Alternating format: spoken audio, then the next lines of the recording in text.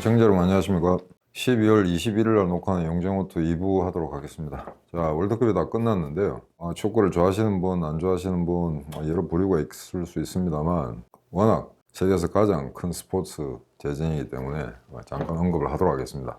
각 월드컵마다 이제 좀 특징들이 좀 있습니다. 그러니까 어떤 그 전술적 변화라든가 그 다음에 어떤 특정한 에피소드 이런 여러 가지 일들인데, 이번 월드컵은 뭐라 그럴까, 이 점유율 축구라는 거, 볼 포지션을 많이 갖고 있는 팀이 골을 넣을 확률도 높고 경기 전체를 지배한다, 이런 도식이 이제 무너진 경기가 아닌가, 무너진 대회가 아니었나, 그렇게 좀 생각되고 있습니다. 한두 경기가 아니고 거의 대부분이 그랬거든요.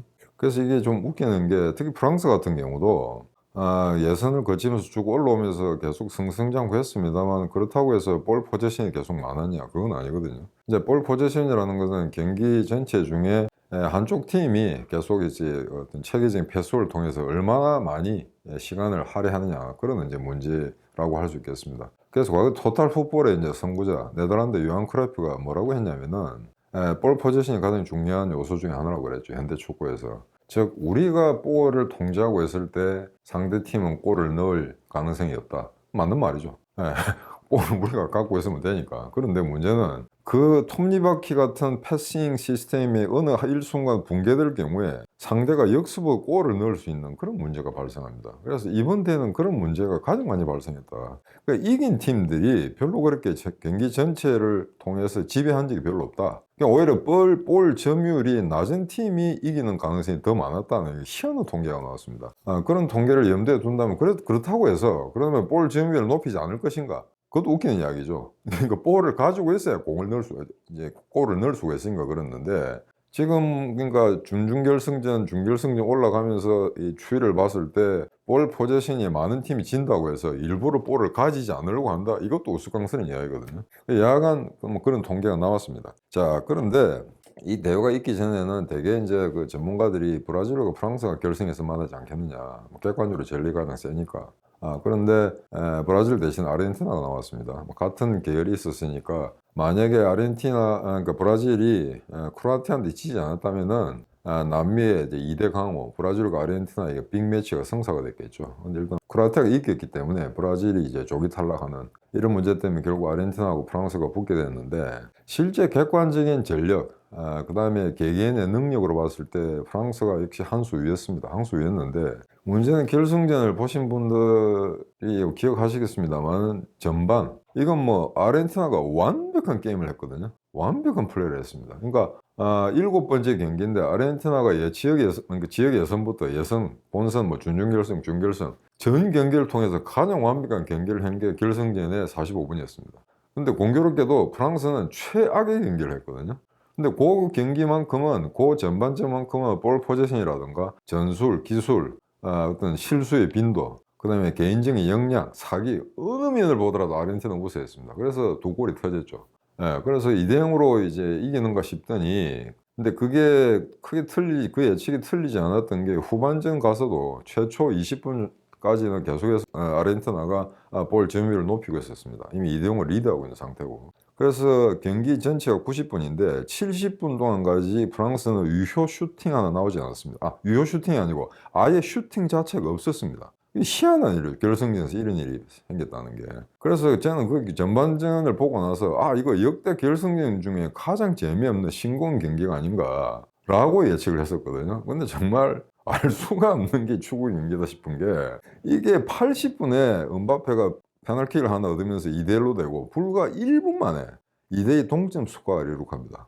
그러고 나서 연장도 나가서 또 메시가 한 골 더 넣어서 이제 3대2로 리드를 하게 되는데, 또 극적으로 페널티 나와서 또 3대3이 됐다. 만약에 이 시나리오를 만화나 영화로 만들었다면 사람들이 피식 웃을 겁니다. 현실에서 이런 일은 벌어지지 않아. 근데 벌어졌잖아요. 그죠? 그래서 이번 월드컵 결승은 제가 1986년 마라도네 아르헨티나가 서독을 3대2로 이길 때, 그때도 유사한 상황이었습니다. 그러니까 아르헨티나가 두 골을 먼저 따냈죠. 그 다음에 서독이 후반전에 두 골을 연이어 따라 붙었습니다. 2대2 동점 상황이 됐었는데, 그때 마지막 골을 이제 아르헨티나 부르샤가 골을 넣으면서 3대2로 극적인 승리를 이제 마무리합니다. 근데 마라도나는 워낙 집중 마크가 심해서 결승전에서는 골을 넣지 못했습니다. 하지만 그 경기 결승전의 MVP였고 대회 자체의 MVP이기도 했습니다. 근데 그런 상황이 이제 재현되는 게 아니냐라고 생각했었죠. 근데 2대2까지 되니까 상황을 알 수가 없었는데 후반전 결승전 전반의 프랑스하고 후반전의 프랑스는 전혀 팀이 다른 거로 보였었거든요. 근데 여하간 중립적인 관중들은 정말 흥분했을 겁니다. 아르헨티나를 응원하거나 프랑스를 응원하거나 이런 뭐 어떤 팀의 어떤 고유한 정감을 갖고 있는 사람들은 굉장히 조마조마하고 피를 말리는 시합이 있겠으나 아마 중립적인 어느 누가 이겨도 관계없다라고 이제 경기 자체를 즐기려는 관중들에게는 아마 이보다 더 재미난 결승전이 있었을까 역대 월드컵 중에 라고 생각되기도 하는 명승부의 하나였습니다. 그래서 3대3까지 갔었는데 자, 그럼 결국 승부차기로 가는 거는 뭐 사실은 별 재미없을 수도 있겠으나 물론 1994년 미국 월드컵 때 브라질하고 이탈리아가 승부차기를 하죠. 하지만 그때는 전후반 연장전을 통해서 단 한 골도 나오지 않았습니다.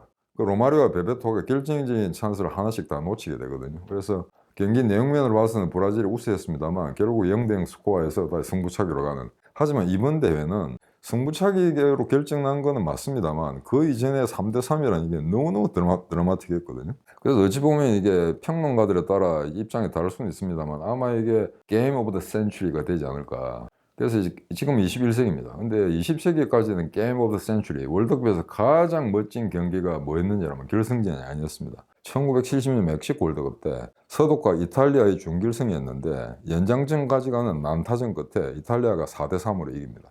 게르트 뮬러 득점왕 10골을 득점했던 게르트 뮬러가 2골을 넣었음에도 불구하고 이탈리아한테 졌죠. 그 경기를 이제 세기에 대한 게임 오브 더 센츄리라고 그랬거든요. 그래서 이번 결승전도 아마 거기에 못지않은 아마 그런 어떤 화제를 남기는 그런 시합이 아니었는가. 근데 여기서는 볼 점유율의 명제가 여기서는 이제 파괴됐었죠. 아르헨티나가 압도적인 볼 점유율을 유지하고 있었기 때문에. 그래서 이제 전반전은 이제 최고의 아르헨티나, 최악의 프랑스, 그거로 끝나지 않은가 싶었습니다만 경기는 그렇게 쉽게 끝나지 않았습니다. 그런데 이걸 이제 다시 한번 아르헨티나를 갖다 좀 분석해 보자면은 이날 경기에 처음으로 앙헬 디마리아 이 왼쪽 레프트 윙이죠. 이 친구가 이제 선발 출전으로 나섰는데 그간에 몸 상태가 별로 좋지 않아서 교체로만 기용되고 선발로 나오지 않았습니다. 근데 결승전에 선발로 내섰는데 얘가 완전히 경기 흐름을 완전히 뒤바꿔 놨었거든요. 그러니까 앙헬 디마리아가 왼쪽에서 볼을 잡았을 때 여러 차례 찬스가 나왔었고 결국 그쪽에서 컷백으로 치고 들어오면서 페널티 존에서 거기 페널티가 하나 얻어서 이제 메시가 선제골을 넣게 됩니다. 그리고 두 번째 골은 정말 기가 막힌 거죠. 그냥 서너 사람의 선수가 그냥 원타치로 제일 처음에 이제 메시가 패스를 하고 마지막 최종 골을 앙헬 디마리아가 넣게 됩니다만 그때까지 전부 원타치였습니다. 두 번 볼을 다루는 게 아니었고. 그래서 한간에 이런 이야기가 있습니다. 아르헨티나는 최적화된 그런 어떤 컨디션을 유지할 때는 이 지구상에 당할 팀이 없다. 그런데 한번 망가지기 시작하면은 끝도 없는 나락으로 떨어지는 게 아르헨티나다. 그만큼 이제 등락이 심하다는 거죠. 하지만 두 번째 골을 봤을 때 이건 정말 아르헨티나 우승하겠구나라는 이제 느낌을 받았습니다. 근데 여기서 하나 문제는 대부분의 경우에 아르헨티나 정도의 강국이 두 골을 먼저 따라냈다고 한다면은 그러면은 이거는 되게 그 상태로 유지 관리했었어야 됩니다. 2대0으로 끝내든지 아니면 서로 2대2가 됐다 하더라도 연장전에서 메시가 또 골을 넣어서 3대2가 되지 않았습니까? 그러면은 그 정도에서 이제 문장구기 하면서 그냥 수비 전환으로 하면서 유지를 했어야 되는데 아르헨티나가 이 능력이 좀 문제가 있었다는 거죠. 그래서 아르헨티나 뭐 전 세계 완벽한 팀은 없습니다만 아르헨티나 좀 아쉬웠던 거는 네덜란드하고 했을 때도 두 골을 갖다가 먼저 앞섰음에도 불구하고 어이없게 두 골을 또 허용하지 않습니까? 그거는 축구 초강대국으로서의 어떤 관리 능력에 확실히 문제가 있었던 게 아닌가. 그래서 과거에 1986년에 마라도나가 우승할 때 그때 멤버들에 비해서는 훨씬 떨어집니다. 물론 이제 메시의 어떤 가치가 워낙 독보적이기 때문에 다른 선수들이 기량이 좀 이렇게 약체화돼 보이는 그런 어떤 그 착시 효과는 있을지 모르나 객관적으로 봤을 때 1986년 아르헨티나는 월등히 강했던 거죠. 그 여하간 아르헨티나는 우승 후 프랑스를 무찌르면서 이제 3번 우승에 성공했습니다.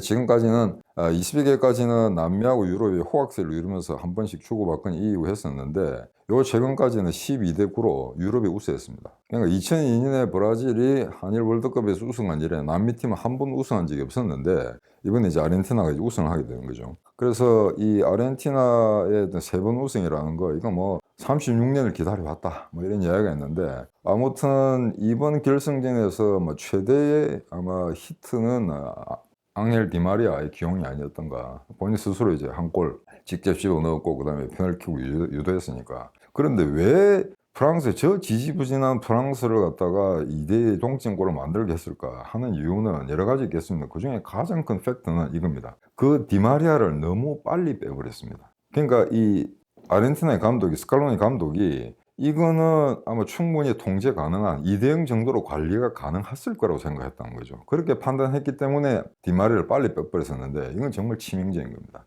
이게 결승이지 않습니까? 결승인데 전 대회 우승국 프랑스거든요. 그 다음에 음바페라는 게 살인 병기가 있습니다. 그렇기 때문에 이게 2대0으로서 그냥 만약에 관리된다 하더라도 그게 최소한 7, 80분까지는 막바지게 한 5분, 10분 남겨놓고 교체를 했어야지 너무 이른 시간에 교체를 해버렸거든요. 자, 그러고 아쿠냐를 집어넣습니다. 아쿠냐, 디마리아 대신에. 아쿠냐는 앙헬 디마리아만큼은 발재가 높고 컷백 치면서 45도로 치고 들어오는 그런 기량은 굉장히 약합니다. 스피드도 떨어지고요. 그럼 이 친구가 할 수 있는 일은 크로스입니다. 근데 크로스는 키를 안 보십시오. 프랑스의 저 장대 같은 키 큰 선수들, 특히 수비라인들, 바란 같은 선수들, 이 프랑스 한번 수비진들 그 면면을 한번 보십시오. 이거는 축구 선수라기보다는 NBA 농구 선수 같거든요. 그러니까 공을 갖다 높이 크로스를 올려봐야 제공권은 프랑스가 압도적으로 제압하고 있기 때문에 별 이게 승산이 없다는 거죠. 다만 디마리아 같은 경우에는 아주 그 기교 넘치는 트릭으로 그 발재가 안으로 골 에어리 안까지 치고 들어올 수 있다는 거죠. 그런 장점을 최대한 살렸기 때문에 전반전 아르헨티나가 완전히 지배할 수 있었으나 이거는 감독의 패착이었던 것 같습니다. 그냥 아르헨티나의 디마리아가 빠지면서 왼쪽이 무너져 버리죠. 그러니까 점점점 프랑스가 미드필더 라인을 올릴 수가 있었고 그 다음에 음바페라는 개인은 완전 솔로 액션에 의해서 이제 골을 넣게 됐던 거죠. 그래서 이번에 보면은 뭐 메시가 결국 승리를 가져갔다. 모든 축구 팬들이 기다리는 일이 이제 이루어졌다라고 하는데 정말 숱한 기록들이 이 결승을 통해서 나왔습니다. 축구 팬들이나 축구 광들은 뭐 잘 알겠습니다만 이 메시가 이 경기를 띄므로써 그간의 월드컵에 5번 출전했던 독일의 주장 로타 마테우스의 기록을 깨버렸습니다. 그러니까 출전 경기 수, 출전 경기 시간 수가 더 많아졌다는 거죠. 그 다음에 결승전에서 2골을 넣으면서 무려 이번 대회 7골을 기록했습니다. 7골 했으니까 토탈 이제 12골이죠. 메시로서는. 그러니까 지금까지 아르헨티나 국가대표 중에 월드컵에서 골을 가장 많이 넣는 거는 바티스투타인데 얘가 10골이었습니다. 근데 그걸 넘었었죠. 마라도나도 8골 밖에 되지 않았습니다. 물론 이제 포지션이 미드필더니까. 근데 그 기록이 하나 나왔다는 거 하나. 그래서 숱한 기록들이 지금 다 양산되기 시작했는데 지금 메시 같은 경우에는 뭐 여러분들 너무나 잘 알겠습니다만 유럽 챔피언스 리그에는 뭐 숱하게 우승을 거머쥐었고 바르셀로나를 통해서 그 다음에 발롱도르를 무려 7번이나 가져갔습니다. 그래서 뭐 호날두가 낫냐 메시가 낫냐 이런 어떤 세계적인 논쟁의 주인공이기도 했죠. 그 다음에 코파 아메리카도 우승했고 그 다음에 이미 올림픽 금메달까지 땄었고 그러니까 이 메시한테 필요한 건 딱 하나 월드컵 결승이었는데 월드컵의 우승컵이었는데 이게 가장 근접했던 게 2014년 브라질 월드컵이었습니다. 그때 독일한테 아깝게 연장전 가니까 1대0으로 지죠. 근데 그때 이제 패인 중에 하나가 지금 말씀드렸던 디마리아가 그때 못 나왔습니다. 부상이 이제 경고 누적인지 기억이 잘 압니다만 그러다 보니까 왼쪽 윙이 빠지면서 윙 플레이가 전혀 되지 않았던 거죠. 라스베추라는 이제 스트라이커만 있었고 그래서 뭐라 그럴까 공격의 활동 반경이라는 게 굉장히 제한됐었습니다.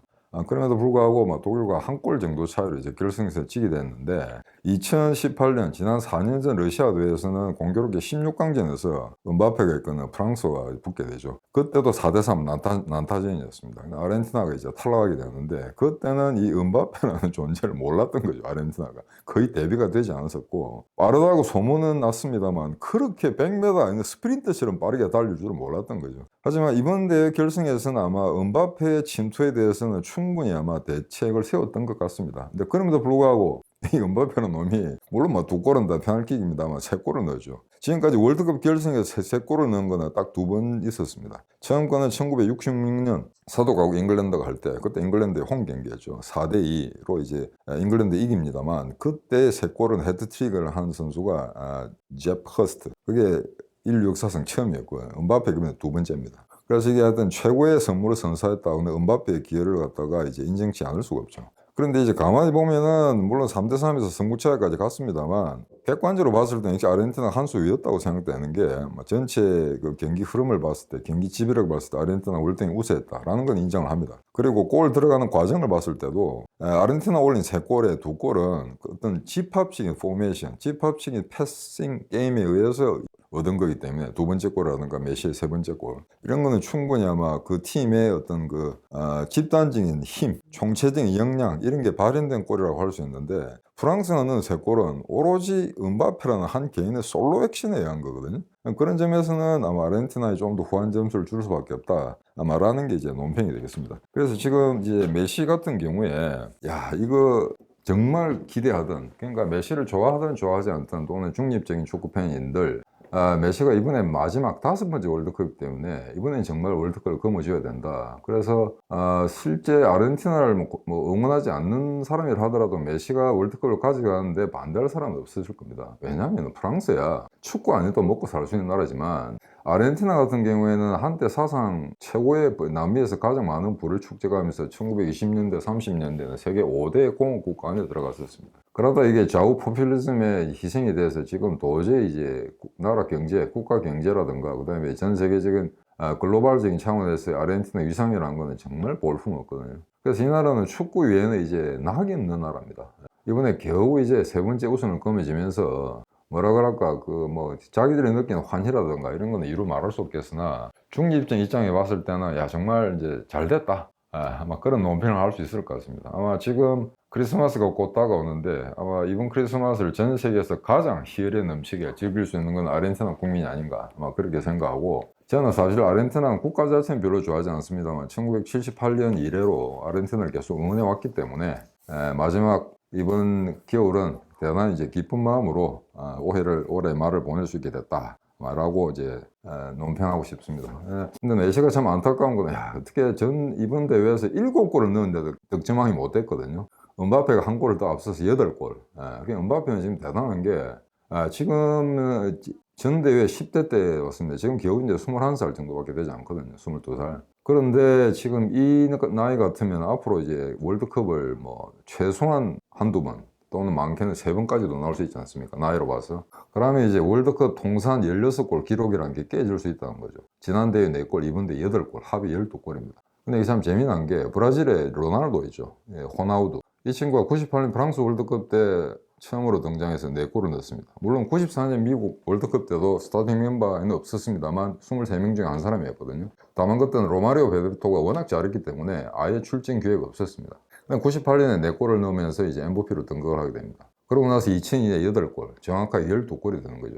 음바페가 지금 호나우두와 똑같은 기록을 갖다가 만들어낸 겁니다. 최초 대회 4골, 두 번째 대회 8골, 합이 12골. 자, 그러니까 프랑스 같은 경우에는 예선에서 탈락하지 않는 한 월드컵에서 음바페가 새로운 기록을 창출할 수 있는 그런 가능성은 얼마든지 열리게 돼 있다는 거죠. 그게 이번 대회의 특징이었습니다. 자, 그럼 이제 한국을 좀 되돌아보겠는데요. 16강까지 갔으니까 이게 쉬운 거 아닙니다. 아무리 어렵게 나가고 쉽게 승승장구해서 올라갔다 하더라도 일단은 16강까지 갔다는 거는 충분히 칭찬할 만합니다. 특히 우리 같은 경우에는 2010년 남아공 이후에 처음으로 16강에 올라가는 그런 쾌거였기 때문에 그에 대해서 칭찬에 인색할 필요는 없겠습니다만 이제 여기서 한번 되돌아봐야 될 거는 이제 문제는 이거죠. 일본 같은 경우에는 국가대표 경기에서는 우리보다 한 수 아래에 있기 때문에 1960대, 70대, 80대 마찬가지입니다. 과거에 중국이 한국에 대해서 공안증이 있었던 것처럼 일본도 우리한테 그런 존재였죠. 그러니까 일본 축구는 도저히 한국을 넘어설 수가 없다. 한강에는 한국 국가대표들은 일본 선수가 가면 한쪽 눈을 감고도 이길 수 있다. 이런 이야기가 있었습니다. 근데 일본은 1986년에 월드컵 진출이 좌절되면서 그때부터 J리그라는 걸 만들어나기 시작했죠. 그래서 아마 국내 리그를 활성화시키면서 여기에 역량들을 축적시켜 나간다면은 자연스럽게 국가대표의 역량도 강화될 거다라는 이제 포뮬라를 만들어냈습니다. 근데 우리 같은 경우는 반대입니다. 그러니까 국가대표만을 갖다가 계속해서 이제 활성화시키고 여기에서 힘을 더해주면은 K리그가 발전할 거야 라고 생각했는데 지금 그렇진 않죠.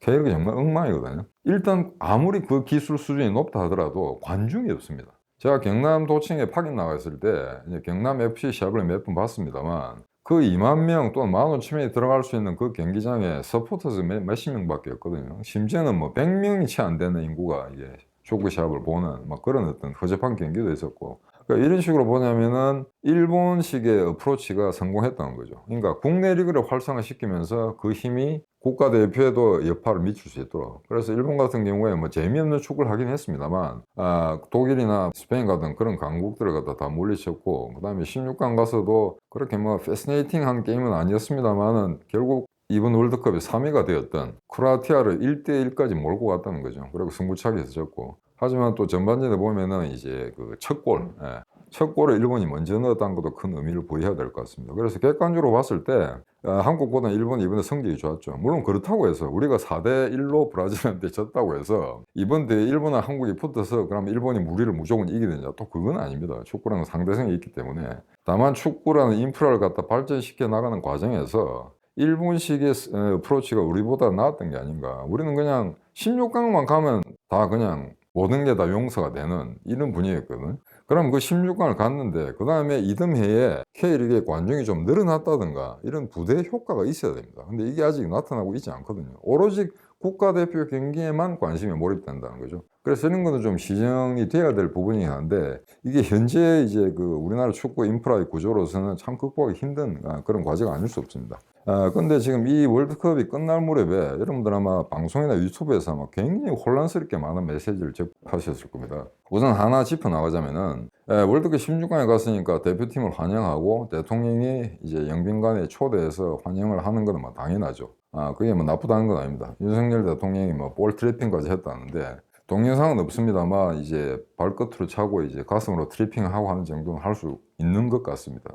너무 이제 서툴면 안 하겠죠. 그래서 뭐 그런 제스처 좋습니다. 선수들하고 이게 뭐 카메라로 이제 사진을 찍는다든지 그건 다 좋은데 제가 2002년 월드컵 때도 이제 김대중 대통령이 초대받아가지고 청와대 영빈관에 다 갔었거든요. 히딩크하고. 이제 23명 선수들하고 저도 이제 코칭 스태프들하고 같이 거기 갔었는데 그때는 이제 김대중 대통령이라는 사람이 좀 이렇게 구세대 속하기 때문에 지금같이 어떤 그래 발랄한 대표팀 선수들이 발랄하게 막 대통령과 팔짱 끼고 사진 찍고 하는 그런 장면은 별로 없었습니다. 근데 뭐 그것도 다 좋고요. 막 세대의 신세대의 어떤 그 분위기니까 그런 건 다 이제 감내할 수 있겠습니다. 그런데 하나 제가 이해가 안 가는 거는 왜 그 자리에 대한축구협회장이 안 오죠? 그 정문구 왜 안 오느냐 이거죠. 그러면서 그 영빈관의 초청 그 행사를 전후해서 유튜브에 얼마나 많은 이야기들이 나왔냐면은 이 축구협회, 대한축구협회가 문제가 있다. 이걸 완전 악마시 하는 그런 마녀 사냥 같은 게 이제 완전히 전개됐었거든요. 그래서 이게 혹시 윤석열이 그걸 의식해서 아니면 윤석열 이 어떤 개인 감정 때문에 그 전에 정몽준이라든가 현대중공업 직원들이 최초에 장악하고 있던 대한축구협회에 대한 어떤 개인적인 감정 때문에 그런 건지 이거 이해가 되지 않거든요. 설사 대한축구협회가 문제가 있다거나 대한축구협회장이 약간의 실수가 있거나 문제가 있다 하더라도 일단 이번 16강을 축하하기 위해서는 당연히 헤드테이블에 축구협회장을 앉혀야 되거든요. 근데 축구협회장을 빼고 했다? 이것도 석연치 않은 부분입니다. 이게 말이 안 되는 거죠. 그 다음에 배당금을 받았는데 협회가 다 가져가지고 선수의 몫이 작다 이런 거 대통령이 할 소리가 아닙니다. 그거는 선수들과 축구협회가 논의해서 협의해서 해결해야 될 문제지 그걸 정치기구 다른 외부에 있는 어떤 대통령이나 이런 인사가 거의 언급해서는 안 되거든요. 설사 문제가 있다 하더라도. 그래서 잘못 그 발언 수위가 너무 지나치게 되면 피파로부터 경고를 받을 수가 있습니다. 이 피파라는 것은 민간기구인데 거기에 어떤 정치적 영향력을 행사하려는 외부에서 어떤 그런 간섭 이런 것에 대해서는 철저히 배제한다는 게 피파 입장이기 때문에 물론 피파도 제가 지난번에 말씀드린 것처럼 그렇게 깨끗한 이제 그 투명성 있는 기구가 아니기 때문에 막 그런 말할 자격이 없는지도 모르겠으나 여간 건 대통령이 해야 될 이야기는 아니죠. 근데 공교롭게도 대통령의 어떤 발언 그 다음에 청와대의 어떤 행사 해프닝 이런 것과 결부돼 가지고 숱한 이상한 가짜 뉴스들이 막 판을 치기 시작합니다. 대표적인 게 이런 겁니다. 자, 지금 대한축구가 썩었기 때문에 히딩크하고 박지성하고 과거에 그러니까 2002년 월드컵의 레전드들이 작당을 해서 쿠데타를 도모하고 있다. 쉽게 이야기하자면 이겁니다. 쿠데타입니다. 지금의 대한축구협회 경영진을 다 몰아내고 새로운 축구협회, 새로운 시스템을 만든다. 그러니까 더 황당한 거는 그게 차범근이 합세했다는 거죠. 차범근의 아들 차두리가 지금 뭐 피파 위원인데 얘들이 기존에 대한축구협회의 어떤 부조리를 갖다 모조리 혁파하고 아들과 아버지가 다 해보겠다. 거기에 2002년 레전드들이 동참했다. 이런 이야기. 그 다음에 그거하고 결부를 해가지고 나중에 에스컬레이트 그러니까 어떤 이야기까지 나오냐면 무슨 손흥민까지 연루됐는데 손흥민이 있는 지금 토트넘의 감독 무슨 뭐 콘테가 파리 상제르맹으로 간다는 이야기예요. 이런 말도 안 되는 뉴스들 예고 없이 나오고 있는데 아마 이 축구 쪽에 별로 관심이 없던 그게 사실인 걸로 착각하실 수도 있을 겁니다. 왜냐하면 너무나 명백하게 마치 기정사실인 것처럼 그런 허위 뉴스를 퍼뜨리는 매체들이 어마어마하게 많거든요. 근데 제가 귀찮지만 일일이 다 봤습니다. 하나의 공통점이 있습니다. 차범근과 차두리가 지금 축구협회를 갖다가 비난하면서 뭐 이렇게 바꿔보겠다는 건 이해는 됩니다. 왜? 1990년 프랑스 월드컵 때 그때 차범근 감독이었거든요. 국가대표팀. 그런데 히딩크가 이끄는 네덜란드한테 5대0으로 졌습니다. 그래서 경기 도중에 대회 도중에 중간에 쫓겨납니다. 그런 것에 대한 어떤 인간적인 모멸감 이런 건 아들과 아버지가 충분히 아마 갖고 있을 거라고 생각합니다. 근데 그렇다고 해서 아들과 아버지가 모의해가 쿠데타를 해가지고 축구협회를 망가뜨리겠다? 이런 일이 가능하다고 보십니까? 이게 말이 안 되는 소리거든요. 근데 이런 게 마치 지극히 가능한 것처럼 엉터리 뉴스를 내보내는데 이놈의 유튜브들은 그런 거는 노란 딱지 안 붙이냐 이거예요. AI가 다 한다며요. 전지전능한 AI가 다 한다면서요. 안 하잖아요 그냥. 근데 우리한테만 노란 딱지 붙이고 이런 말도 안 되는 페이크 뉴스가 나오는 건 이야기 안 한다는 거 아니에요. 그래서 여러분들 이걸 잘 보시면은 정말로 히딩크라든가 박지성이라든가 그다음에 뭐 손흥민 그다음에 차두리 차범근 이런 사람들이 지금 대한축구협회에 문제가 있다 이걸 바꾸겠다라고 발설했다면은 그게 동영상 있어야 될 겁니다. 단 하나도 없습니다. 오로지 AI의 음성을 빌린 여자 음성으로 이런 일이 있다. 축구협회 곧 망한다. 2002년 월드컵 레전드를 다 바꿀 거다. 심지어 히딩크하고 차범근이가 대한축구협회장을 놓고 둘이 격돌한다. 이런 말도 안 되는 뉴스가 나오거든요. 그래서 이게 절대 속지 마십시오. 그래서 이건 정력 근거가 없는 이야기이기 때문에 실마리를 제공한 그런 에피소드나 그런 사건 사고들은 꽤 있습니다. 하지만 지금 유튜브에서 정말 무책임하게 내뱉는 저런 대한축구협회를 위협한 스캔들 어떤 말도 안 되는 저런 막말들 저거 절대 믿으시면 안 됩니다. 나중에 어떤 일이 벌어지더라도 제가 축구협회 좀 알지 않습니까? 그죠? 그래서 지금 저런 뉴스가 나도는 데 대해서 축구협회가 난처하긴 난처하겠죠. 하지만 축구협회가 문제가 있는 건 저도 잘 알고 있습니다. 하지만 우리나라 스포츠 무슨 뭐 탁구협회 무슨 복싱협회 그거 문제 없는 단체 하나도 없습니다. 다 문제 있습니다. 그게. 축구협회만 고유하게 그런 문제가 있는 건 아니기 때문에 제가 여기서 축구협회를 갖다가 옹호할 생각은 전혀 없습니다. 그게 문제가 있다면 건 당연히 시정해야 되겠죠. 하지만 좀 불필요하게 축구협회가 마치 극악한 어떤 아주 사악한 어떤 이익 집단으로서 이걸 갖다 완전히 뒤바꿔야 된다라는 논리는 좀 짚어봐야 된다는 거죠. 그래서 돈 문제가 나오니까 뭐 정몽규 회장이 뭐 사재를 20억을 털어서 냈다. 아니 그 돈은 또 왜 내는 거죠? 그거 낼 필요 없는 겁니다. 그거는. 그 사재를 털어서 낸다는 건 정말 예산에 빵꾸 안 났을 자가 몇 꿈은 모르되 한쪽에서 그게 무슨 축구협회가 너무 많은 돈을 가져가고 선수들한테 주지 않았다라는 그런 말을 대통령 입에서 나왔다고 해서 20억 사재를 내겠다 이것도 말 안 되는 이야기죠. 이런 식으로 얼렁뚱땅 자꾸 넘어가지 않은 게 한국 사회의 가장 근본적인 문제점 중에 하나입니다. 그래서 이번에 부당하게 월드컵이 끝날 시점에 대한축구협회가 상당한 시름을 좀 앓고 있는 것 같은데 이거는 실제 과연 어떤 문제가 있는지 좀 더 이제 공개적으로 좀 더 투명성 있게 조금 책임성 있는 언론 매체들이 다뤄야 되지 않을까 그렇게 생각하고 있습니다. 자 월드컵도 16강으로 아쉽게 끝났습니다만 차기 대회 또 4년 뒤가 있죠. 이 대회는 제가 말씀드린 것처럼 3개국이 세계 최초로 공동 개최합니다. 북미 대륙입니다. 미국, 캐나다, 멕시코인데 이게 왜 그런가 이제 48개국으로 늘어나다 보니까 이걸 이제 한 나라에서 다 소화하기는 정말 힘든 거죠. 물론 미국 같은 나라에서 하나라도 할 수 있을는지 모르겠으나 일단 여차저차한 이유로 3개국에서 하게 되는데 자 그러면 지금까지 이게 이 조편성을 어떻게 할 거냐 하는 문제가 생깁니다. 지금까지는 32국 같으면은 이제 8개조, 8, 4, 32로 할 수가 있는데 그러면은 원래대로라면은 조별 예선에서는 네 팀이 하나의 조를 이제 이루는 게 가장 이상적이라고 할까? 그게 합리적이라고 할까? 그런 이제 평가가 내려져 있습니다. 한때 1982년에는 조별 예선을 거친 다음에 2차 라운드를 따로 마련했습니다. 그래서 그때는 또 토너먼트가 아니고 각 조별, 제2조별에서 이제 우승팀을 가려서 결승에서 맞붙는 이런 식의 구조를 만들었었는데 그러다 보니까 그때 한쪽에 너무 쏠렸죠. 아르헨티나, 브라질, 이탈리아가 다 들어갔습니다. 그래서 이런 거는 좀 형평이 안 맞다라고 해서 계속해서 아마 1차 조별리그 다음에는 바로 토너먼트로 넘어가는 게 맞는 이야기인데 이게 48개 팀으로 하게 되면 경기 수가 어마어마하게 늘어나거든요.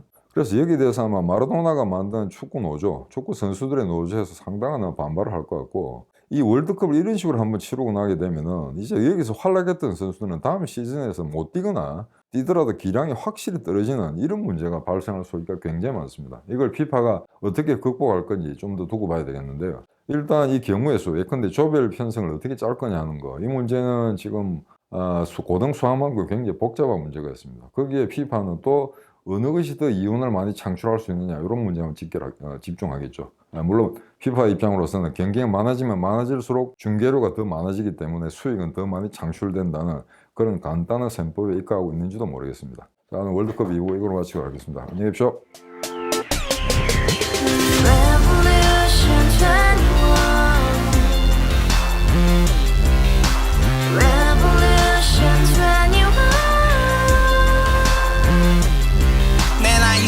월세 30 코인빚만 300 서울에 온 지 벌써 10년 아둥바둥 버텼지만 여전히 난 반지 하에 제왕 곰팡이 연문제약 내비랑 깡통망통 완전히 폭망 고시원 창문만큼 작아진 내 꿈 연애 결혼 내 집 모든 게 헛꿈 1년 전 떠난 여친 울며 말했지 같이 살자 평생 가본 게 꼭꼭꼭하지